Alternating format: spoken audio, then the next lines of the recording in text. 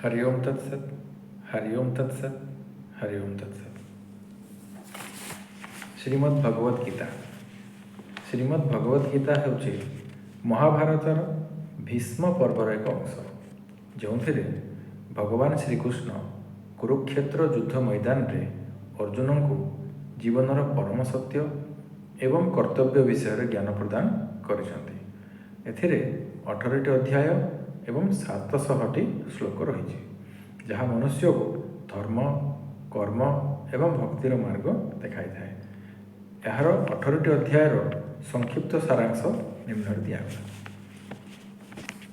ଅଧ୍ୟାୟ 1 ଅର୍ଜୁନ ବିଷାଦ ଯୋଗ।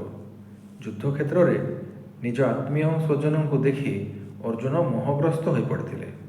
ସେ ଶୋକରେ ବ୍ୟାକୁଳ ହୋଇ ଧନୁତ୍ୟାଗ କରିଥିଲେ ଏବଂ ଯୁଦ୍ଧ ନ କରିବାକୁ ନିଷ୍ପତ୍ତି ନେଇଥିଲେ।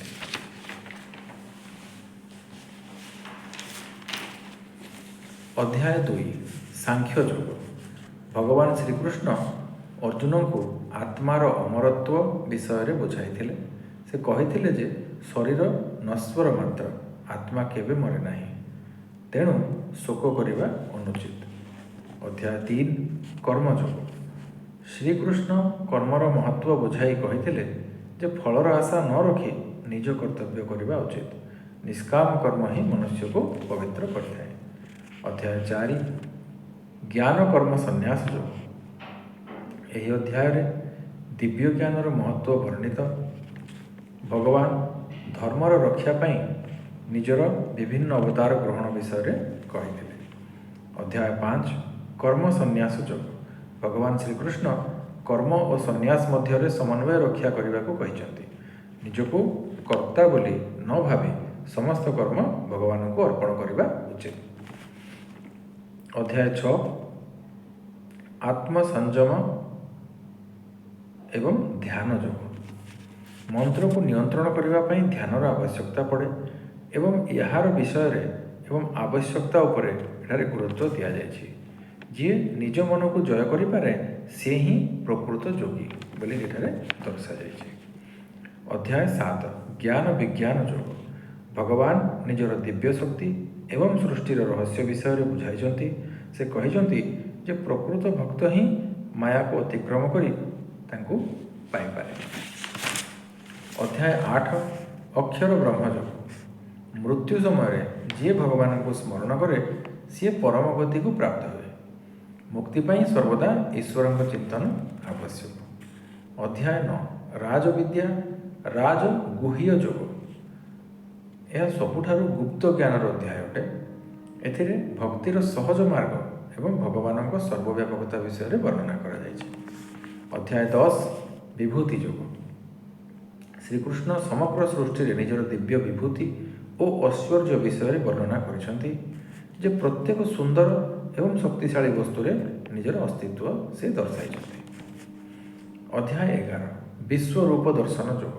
ଅର୍ଜୁନଙ୍କୁ ଭଗବାନ ନିଜର ବିରାଟ ବିଶ୍ୱରୂପ ପ୍ରଦର୍ଶନ କରିଥିଲେ। ଏହି ରୂପ ଦେଖି ଅର୍ଜୁନଙ୍କ ସମସ୍ତ ସନ୍ଦେହ ଦୂର ହୋଇଯାଇଥିଲା। ଅଧ୍ୟାୟ 12 ଭକ୍ତି ଯୋଗ। ଭଗବାନଙ୍କୁ ପାଇବା ପାଇଁ ଭକ୍ତି ହେଉଛି ସର୍ବଶ୍ରେଷ୍ଠ ଏବଂ ସରଳ ମାର୍ଗ। ଏକାଗ୍ର ଚିତ୍ତରେ ଈଶ୍ୱରଙ୍କ ଆରାଧନା କରୁଥିବା ବ୍ୟକ୍ତି ତାଙ୍କର ପ୍ରିୟ ହୋଇଥାନ୍ତି। ଅଧ୍ୟାୟ 13 କ୍ଷେତ୍ର କ୍ଷେତ୍ରଜ୍ଞ ବିଭାଗ ଯୋଗ।